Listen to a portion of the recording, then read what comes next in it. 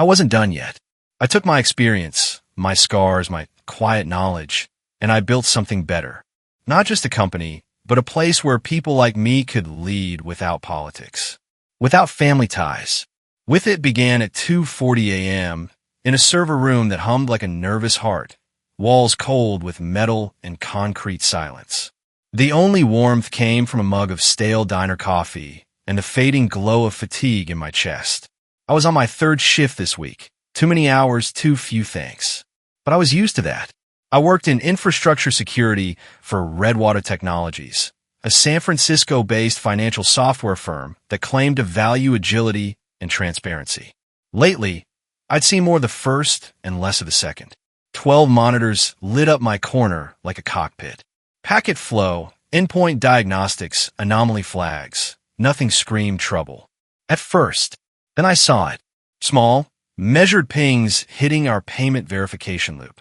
Not random noise, too rhythmic, too precise.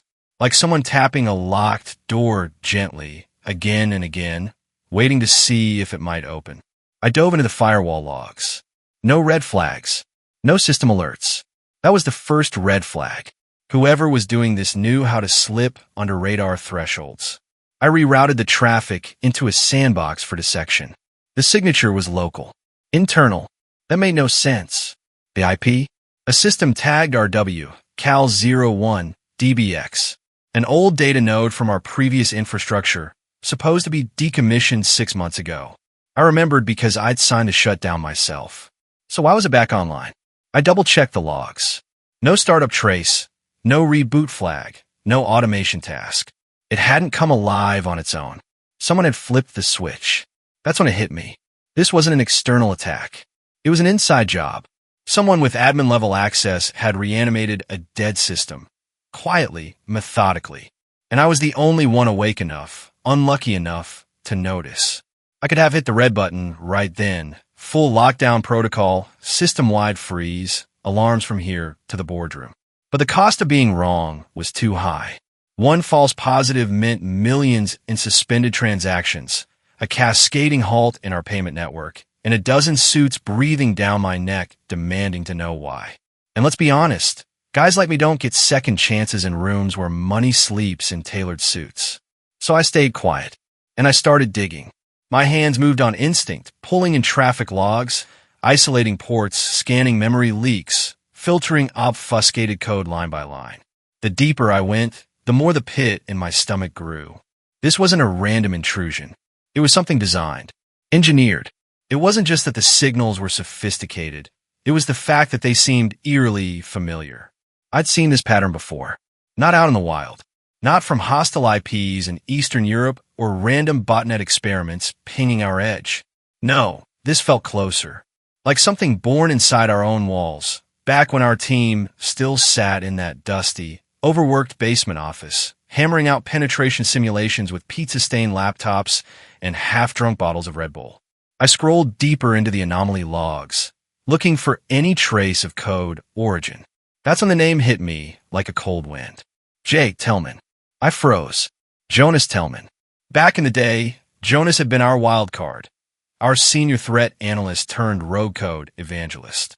The kind of guy who knew firewalls like other people knew family recipes.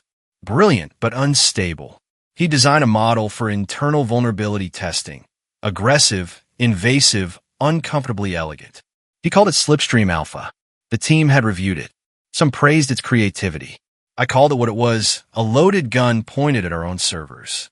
It was shelved after a heated review, and Jonas, well, he didn't exactly take rejection gracefully. A week later, after blowing up in a closed-door meeting with our previous CTO, Jonas had been quietly moved to a non-operational role. No access, no visibility, no goodbye email. A month after that, he disappeared altogether.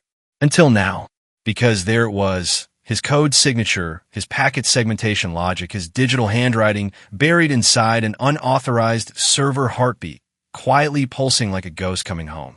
And if that wasn't enough to make the hairs on my neck rise, it got worse. I dug into our staff directory, half out of instinct, half hoping I was wrong. Jonas Tellman, external security consultant. Assigned office, CTO division. Added 3 weeks ago. I felt the ground tilt. The new CTO, Alex Blaine, had only been with Redwater for a month. He came in with the kind of confident smile that spoke in buzzwords: modernization, automation, lean architecture. I'd watched him gut our legacy systems like a man rearranging furniture in someone else's home. And now, it seemed, he'd reached into our discarded code graveyard and brought back the one name we'd all agreed should stay buried. Jonas wasn't just back. He was protected. Worse, he was invisible, cloaked under a consultant role that bypassed internal flags. His code didn't just resurface by chance. It had been deliberately re-engineered, adapted to our current infrastructure, which didn't even exist back when Slipstream was first proposed. That meant someone had updated his blueprints. Someone who knew our modern systems like the back of their hand. And the only person with that kind of access, aside from myself, was sitting upstairs with a CTO badge and a polished speech about innovation. Alex didn't hire Jonas to protect us. He hired him to test us, and I was the test subject. I stared at the screen as if it might blink and confess. But it didn't. The name was there. The timeline made sense. The pieces fit together too neatly, too intentionally, like a puzzle someone had already solved and left behind just to see who'd find it. The breach wasn't a breach. It was a setup, outperformance masked by power games. I didn't get revenge. I got clarity, and with it came momentum. Today, I walk into rooms where I don't have to prove myself. I sit at tables I help design. I build systems that honor people, not just bottom lines. I partner with clients who value my insight, not my proximity to a CEO's inner circle. So if you're reading this, if you've ever been sidelined, stepped on, silenced, or underestimated, I want you to remember one thing. You're not the title on your door. You are the foundation beneath it. And when they forget your value, let them. Because sometimes the best way to teach them is to leave quietly, build loudly, and become something so powerful. They have no choice but to watch. Has someone ever tried to erase your story? Replace you with someone who didn't earn it? I'd love to hear your journey. Share your story in the comments. And if this one hit home, if it reminded you of your own worth, subscribe to the channel. Because I'll be here telling stories that don't just expose betrayal, but celebrate what rises after it. And I had walked right into it, neutralized it, documented it, patched the holes they had quietly carved with their own hands. I thought I was protecting the company. What I was really doing was cleaning up someone else's field test. I leaned back in my chair, the back of my neck prickling with that quiet realization that only comes when something shifts, not externally, but inside you. The kind of moment where doubt isn't just a whisper anymore. It's a scream in a locked room. I didn't sleep. I didn't even pretend to. I stayed there, hunched in the glow of my monitors, monitoring the residual traffic like it might start speaking in plain English. The signature of the exploit still danced in my head. Its silent packet reshaping, its calculated blind spots, the graceful way it bypassed our automated threat detection like a ballet dancer slipping through lasers. I knew that choreography. I'd seen Jonas write it once in real time, back when we still shared a terminal and he hadn't yet decided he was smarter than ethics. And then, at 3:07 a.m., I made a decision. No more second-guessing. No more benefit of the doubt. No more hoping this was all just a misunderstanding wrapped in complex code. I opened a new incident report. Title: Unauthorized Internal Breach. Node: RW Cal01 DBX. Severity: Critical. Status: Resolved. I documented everything. Timeline, source IP, breach signature, detection method, code comparisons, line by line. I attached screenshots of the sandbox logs, annotated segments of Slipstream Alpha that had been lifted, modified, and reintegrated. I highlighted the script metadata and the buried approval tag. Approved by Blaine. I didn't editorialize. I didn't speculate. I just told the truth, clearly, quietly, cleanly. That was the only weapon I had left. At 3:21, I manually entered the recipient list. Alex Blaine, Jordan Mayer, Head of Infrastructure, Kelsey Monroe, Director of Internal Audit, and lastly, Madeline Cho, our CEO. I hit send, and then I waited. I refreshed the dashboard once. Then again, no acknowledgement, No ticket opened. No ping. No thank you. No, we'll investigate. Nothing. By 3:35, I was pacing. I reopened the sent message just to confirm it hadn't gotten stuck in the outbox. That's when I noticed something strange. Next to Madeline's name, a small label, delivery status rerouted, security digest queue. I blinked. What the hell was that? I expanded the email headers. Sure enough, the system had automatically reclassified the message, stripping her from direct visibility, redirecting the report to a batch digest usually processed around 7:30 a.m. by someone in legal. I hadn't flagged it for legal. I had flagged it for the CEO. I'd sent dozens of incident reports in the past, some of them serious, some of them minor. All of them had landed where they were supposed to. None had ever been filtered. Until now. Someone didn't want her to see it. Someone had changed the rules. And I was starting to realize who. By the time the sun slipped over the jagged edge of San Francisco's skyline, casting long shadows through the glass-paneled lobby of Redwater Technologies, I already knew the breach had been contained. I knew because I was the one who stopped it. Quietly, without permission, without ceremony, just like always. But this morning felt different. Off. Not in the system. In the people. When I stepped through the lobby's sliding doors, still wearing last night's wrinkled shirt and the same black scarf I kept folded in my coat pocket for emergencies, Jenna at the front desk didn't greet me. No wave. No casual, "Hey, Ethan." Just the clack of her nails against her keyboard and a pointed glance that slid past me like I didn't belong. In the elevator, two junior engineers I used to mentor, Connor and Elise, stood behind me. Normally they'd talk load balancing or ask for quick feedback on traffic throttling. But not today. Today they stared straight ahead, silent, like strangers in a hospital elevator waiting for bad news. The fourth floor, security and infrastructure, was already buzzing. The fluorescents buzzed too loudly. The coffee bar was unattended. Leo's desk was empty. But someone was there. Leah, head of people ops. She emerged from the HR suite, tablet in hand, walking fast. We'd worked together for 6 years. She once brought me soup when I was too sick to code. She convinced me to stay at Redwater when a startup in Austin offered me more money and fewer hours. Our eyes met. For half a second, she looked down and kept walking. No nod, no smile, no recognition, just cold. I froze there, in the hallway I'd walked 1,000 times, as the dull thrum of whispered conversations slid past my ears. I couldn't make out the words. Just tones. Just the way people stop talking the moment you're near. I pulled out my phone. Slack. There had to be something, an announcement, a new directive, a policy change. I searched for the hashtag core_security channel. Nothing. I blinked, tried again. Still nothing. I switched to desktop view, manually typed the command /join core_security. Error. Channel does not exist, or you do not have permission to view it. That wasn't possible. I opened the permissions audit trail and filtered by group exclusions. There it was. I had been removed from the core security workspace exactly 48 hours ago, at 2:26 p.m., 2 days before the breach. No notification, no warning, just gone. Not because of something I did, because of what I might see. I barely heard the footsteps behind me. "Ethan," a voice said, hesitant, quiet. I turned. It was Marcus, one of our newer analysts. Brilliant kid, bright-eyed, still believed in firewalls and ethics. He held a coffee in one hand and a laptop under his arm, looking like he was carrying a secret too heavy for his age. "I saw the logs," he said in a voice not quite a whisper, not quite defiant. "The breach last night. That was fast work." I nodded once. He glanced around, then leaned in. "They told us not to talk about it." I blinked.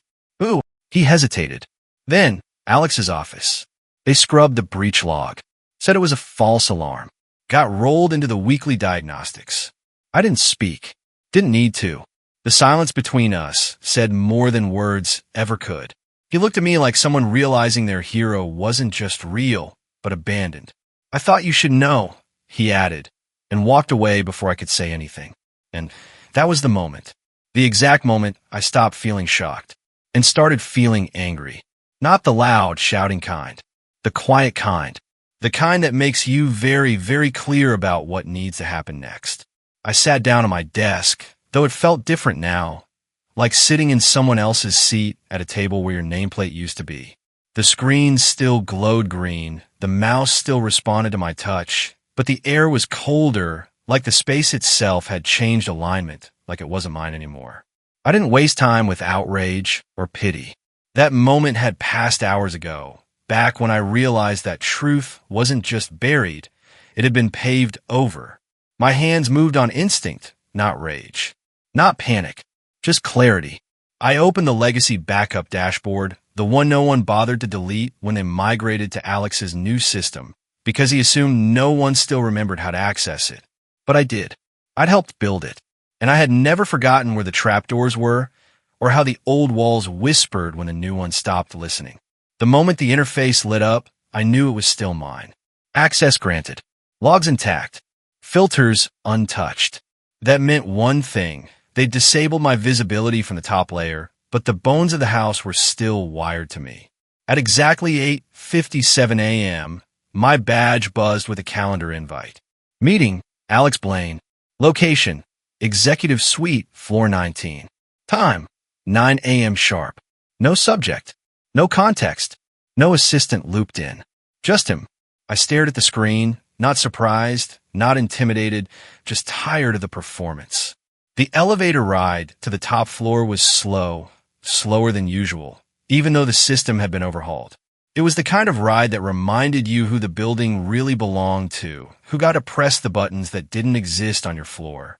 Every passing level felt heavier, quieter, like noise itself had been filtered out. When the doors opened, I was met with that eerie executive silence, the kind you only hear in places where decisions are made long before the meeting is called. Val, his assistant, didn't look up. "He's ready," she said, her voice perfectly flat, like a machine reading a script. I walked in without knocking. Alex was by the window, standing like he owned the view, arms folded behind his back, his silhouette backlit by the skyline we both used to call ambition. He didn't turn. "Ethan," he said, his tone all polished diplomacy. "Have a seat." I didn't. He moved to his desk, tapped a tan envelope that sat perfectly centered like a sealed fate. "We're restructuring," he said casually, like he was talking about office furniture. "Realigning security functions to better match our forward-facing model." I kept my voice even. "What does that mean?" He smiled thinly. "It means we're moving to a leaner structure, external security vendors, flexible models, less overhead." His fingers tapped the envelope again. "Your transition package is inside." I exhaled, slow and measured. "You're firing me." He gave that same patronizing shrug. "Let's call it a realignment." My jaw tightened. "You made that decision before I ever touched the breach. Before I submitted the report." He didn't flinch. The report didn't flag anything that required board-level escalation. It's already been folded into diagnostics. I stepped closer. "You rerouted the email." Now he blinked. "You removed me from the core security channel." I streamlined communication. "You brought Jonas back." That stopped him for half a breath. Then, Jonas Tech is a registered vendor. Agile, modern, responsive. We signed with him yesterday. I opened the folder. Vendor agreement. Jonas Tech, LLC. Signed at 3:17 p.m. Exactly 2 hours after I finished cleaning the breach his code created. I felt my stomach clench, not from defeat, but from the kind of disbelief that's no longer surprised, just insulted. "You knew," I said softly. "You watched me fix it, then made sure no one would know I was the one who did." He smiled like a man already moving on. "You've done great work, Ethan, but systems evolve." "No," I said, voice calm now but cold. "You don't evolve systems by erasing the ones who protect them. You evolve systems by building on trust. You just sold ours to the highest bidder and hoped the silence would cover your tracks." He stepped back behind the desk again, seeking the comfort of position. "You're taking this too personally." I laughed once, not because it was funny, but because it was absurd. "You made it personal the moment you decided that convenience was worth more than integrity." And then I picked up the envelope. It felt heavier than it was, like everything unspoken had been stuffed inside. At the door, I paused. "One final question. Did you think I wouldn't find out, Alex? Or did you just think I'd leave quietly?" He said nothing, because he knew the answer. I didn't head home right away. Didn't drift toward a rooftop bar or a quiet street corner to process what had just happened. There was no cinematic walk of shame, no poetic reflection bathed in golden light. I simply walked, slow and measured, past the glass lobby where no one met my eyes, past the turnstiles that still blinked green when I scanned my badge, past Jen at the front desk, who didn't even flinch when I exited the building like a ghost returning to the wind. They thought they'd removed me, but they forgot something fundamental.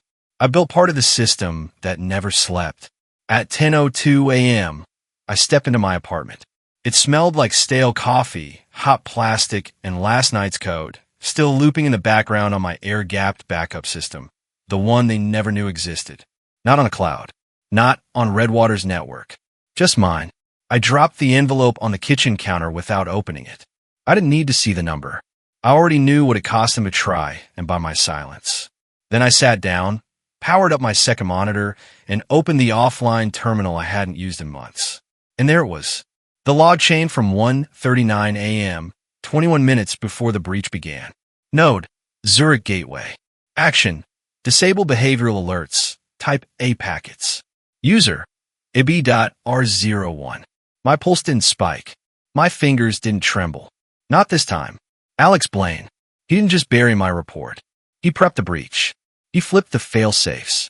He turned down the volume of the alarms before the fire started, then stood there watching me put it out, only to make sure no one knew I had.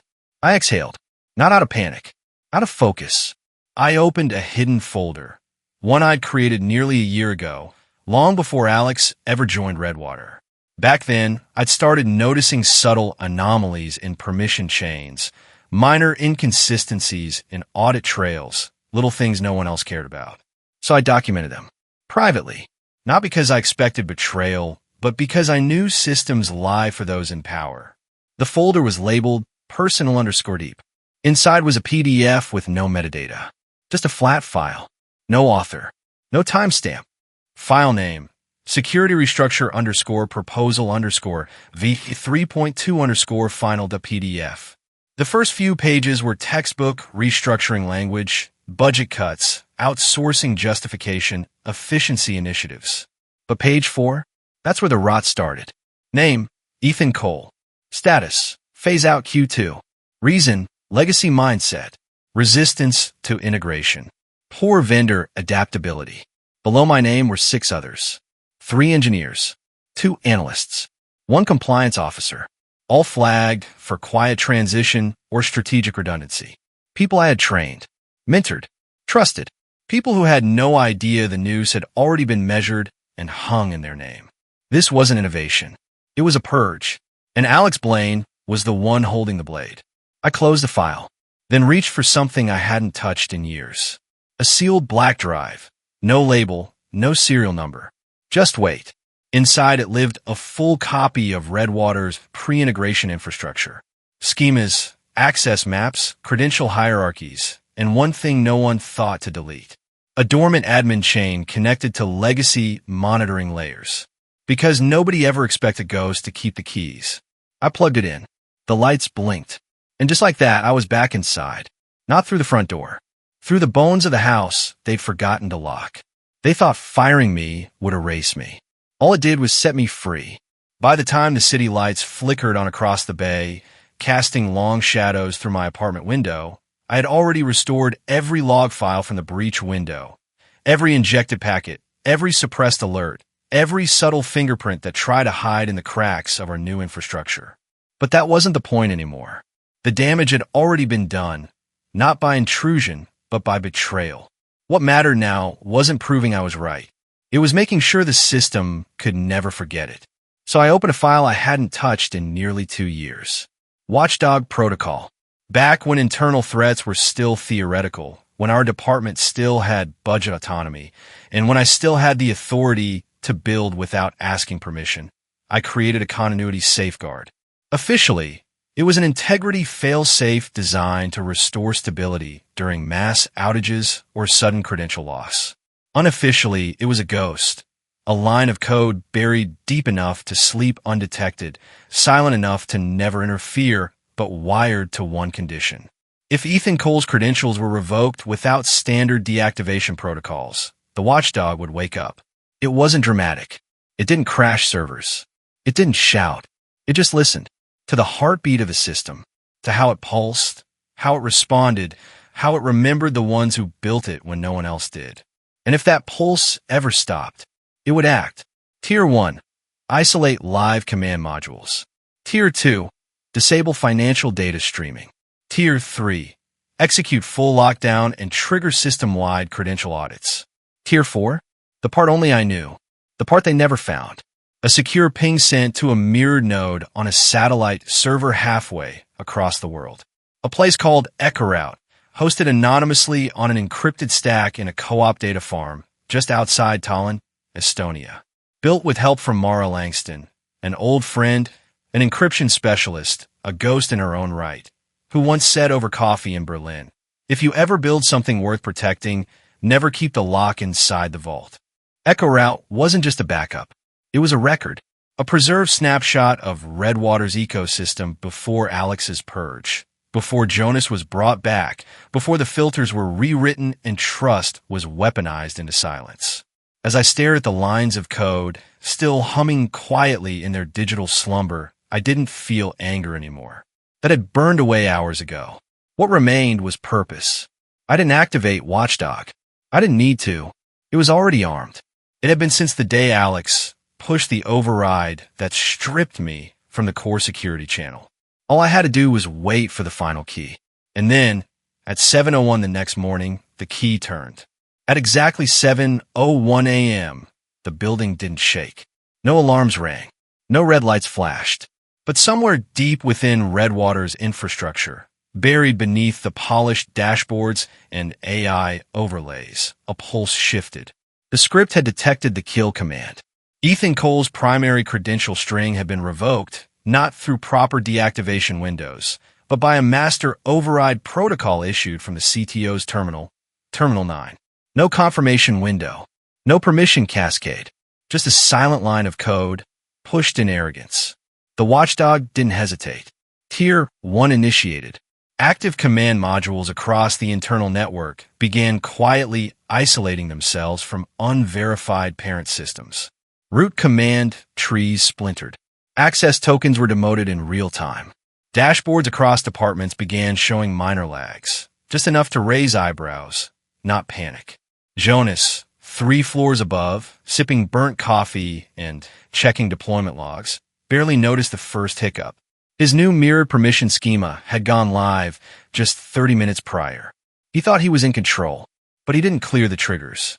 Tier 2 followed seconds later. The revenue reconciliation node failed its second internal ping. Data streaming froze. Financial dashboards blinked, stalled, then grayed out completely. Contract vaults became inaccessible. Customer onboarding systems began flagging ghosted sessions. Back on the 4th floor, Kalani, one of the junior engineers I'd mentored, stood up, blinking at her monitor. "Is the dev dashboard acting weird for you guys?" she asked to no one in particular. No one answered. Everyone was too busy staring at their own screens. By 7:03 a.m., Redwater Systems was in quiet chaos. Not loud, not obvious, just enough to make every person in that building stop what they were doing and feel something was off but not know why. That was the design. Watchdog Tier 3 triggered at 7:04. All terminals running Jonas's mirrored schema were locked. Access revoked. Override functions disabled. Audit trails reactivated.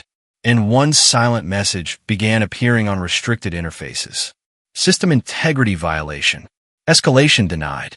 Please contact Legacy Administrator. Jonas tried to bypass the block. He failed. He tried again using a backup token. It expired the moment he hit enter. Alex's phone buzzed, then buzzed again, and again. He didn't look up.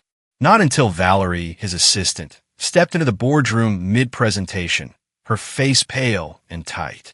Madeline got an alert in her personal inbox. She said, her voice barely above a whisper. The CEO, Madeline Cho, paused mid-sip, set her coffee down without a sound, and took the printed sheet Valerie handed her. She read it once. Then again, slower. The heading was simple. Emergency lockdown initiated. Trigger source, Legacy Watchdog. Subject, Ethan Cole. Credential revoked without protocol. Time of event, 7:01 a.m. She turned slowly, met Alex's eyes. You had the breach, she said, quiet as snowfall. And then you fired the one person who stopped it. Alex opened his mouth. No words came out. By 7:06 a.m., the building had gone still. No sirens, no klaxons, no flashing red screens, just silence. And then, one by one, access panels failed to respond. Terminals auto-locked. Internal emails bounced back with permission denied messages. Audit shells kicked out compliance analysts mid-query. Secure documents turned to gray boxes with blinking error bars. By the espresso bar, a mid-level account manager yelled, "I can't access the vault." Across the room, Leah, head of people ops, clicked furiously on her terminal. "My admin role just downgraded," she muttered. Behind her, two engineers hovered over their screens, eyes wide, watching dashboards go dark like a digital eclipse. Upstairs, Jonas froze. He was staring at a blank screen, his override credentials revoked, his fallback shell locked out. Only one message glowed in stark white text. Tier 3 containment engaged. Legacy monitoring reactivated. Admin credentials invalid. He pushed away from the desk, swore under his breath, opened his second terminal, tried a third. Nothing. On the 19th floor, Alex's phone was buzzing nonstop. Notifications from security, infrastructure, client success, and DevOps, each one louder than the last. He didn't even try to explain. His silence was louder than any excuse he might have offered. At 7:07 a.m., Watchdog Tier 4 triggered. That's when the real pulse hit. A compressed data packet shot through a secondary relay node, the one wired into EchoRoute, the external archive server quietly humming in Estonia, half a world away. Within seconds, an audit report auto-compiled. Timestamps, credential shifts, log trails, metadata. It painted the whole story. It was clean, too clean, because I hadn't touched a thing. I didn't need to. The code told the story. The subject line on the report was short. Containment complete. Audit attached. Unauthorized privilege migration detected. It was signed digitally with a fingerprint known to the board. Ethan Cole, developer chain 0x57EC, AE3. At 7:09 a.m., CEO Madeline Cho stood from her seat at the boardroom table.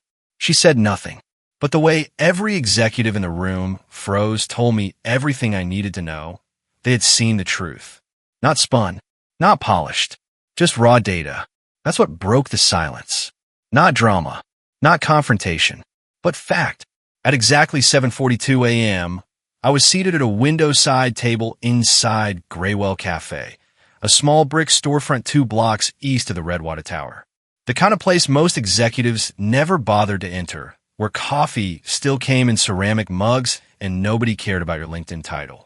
The air smelled of dark roast, cinnamon, and the kind of quiet that can't be manufactured. Outside the window, across the river, Redwater Technologies pulsed like a wounded machine.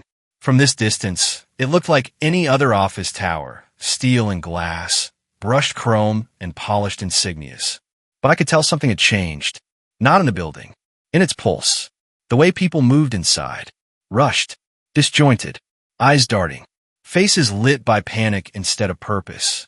My laptop was open, but not for work. I wasn't here to code. I wasn't here to save them. I was just watching. The EchoRoute dashboard was clean, silent, still breathing. The audit logs had been mirrored, backed up across 2 continents. Time-stamped, immutable. They couldn't stop it now. Because truth doesn't need validation. It just needs time. A ping appeared. Message from Mara Langston.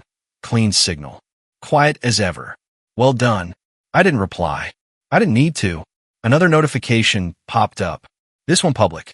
A verified post on X, formerly Twitter, by Grant McLeary, CEO of Everhold Capital, Redwater's largest institutional client. The only person I trust now is Ethan Cole. Without him, we're out. I stared at the screen, expression unchanged.